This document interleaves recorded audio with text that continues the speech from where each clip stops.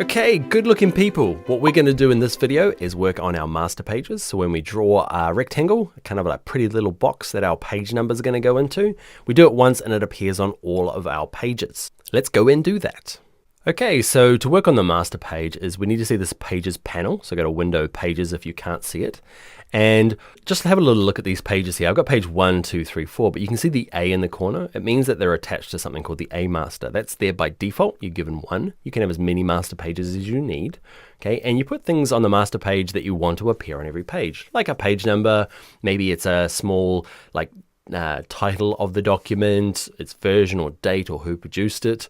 Okay, anything that you want to be consistent on every page. It might be some graphics or a logo or a watermark. To get to the master page, okay, you need to double click up here. You might not be able to see it, so you might have to scroll down or find it, see if you can see it hiding up in the top of the pages panel. To get to it, you just double click it. Okay, and you've got to make sure you're there. So to make sure, it's not very obvious. I wish there was like a big flashing green light that said you were in here, but down the bottom here it says A master. I'm not on one page or 2 or 3. I'm on A master. And I've zoomed out a little bit just so I can see it all. Okay, maybe not that far. Let's go to the rectangle tool and let's up the top here, give it a fill of magenta's fine. Okay, and just draw a big rectangle on this left-hand side. And what you'll notice is, can you see here? That rectangle has appeared on all the left-hand spreads. Okay, not on the right-hand ones. I haven't drawn anything on this side because you'll have things like page numbering on different sides of the pages, or you only want the document name in the top right, but you don't need it on the top right of this page. So you have a left and right spread. Do the same thing over here, draw a different style of box, maybe a different color. Okay, just so that you can see something a bit more obvious. Okay, you can see over here that when I draw stuff on the master page, it appears on all of my pages. You'll notice if I go to these pages, double click on page 1. Okay, grab my black arrow, I can't actually select it. Okay, so if I need to delete it, it needs to come off the master page. So let's jump back to our master page, double click it.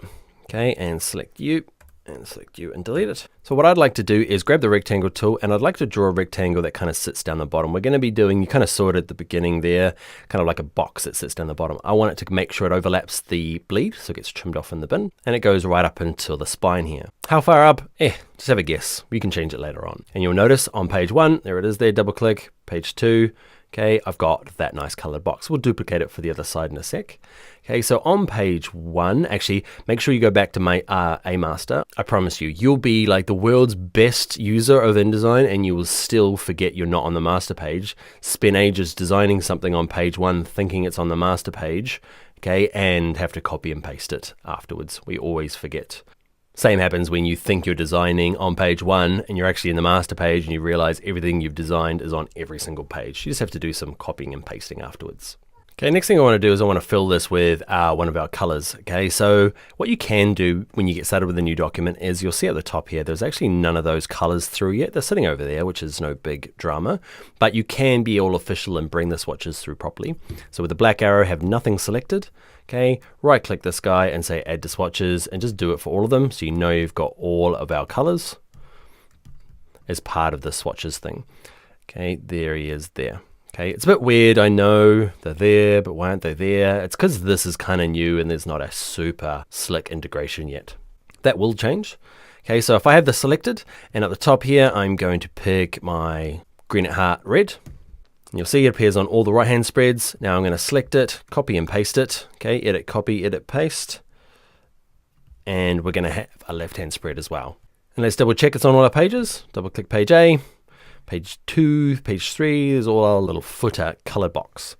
Okay, so the next thing we're going to do is do our automatic page numbering. We'll do that in the next video, skip to that. One of the things I want to explain before we move on though is master pages control all of these pages. So when it comes to things like adjusting the margins and columns, it's best to do it in the A master because it'll adjust all the pages. If I say we'll go to page 1 and I'm like, oh, I want to change the columns to 4.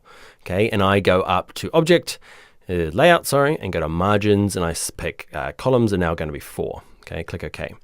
What happens is page 1 changed, but you can see page 2 and 3 are still the same. Okay, so that's how to change individual pages, but probably more often than not, you just want to actually change them all. Okay, you've decided you want to change the margins on everything. And you do that by going to A master.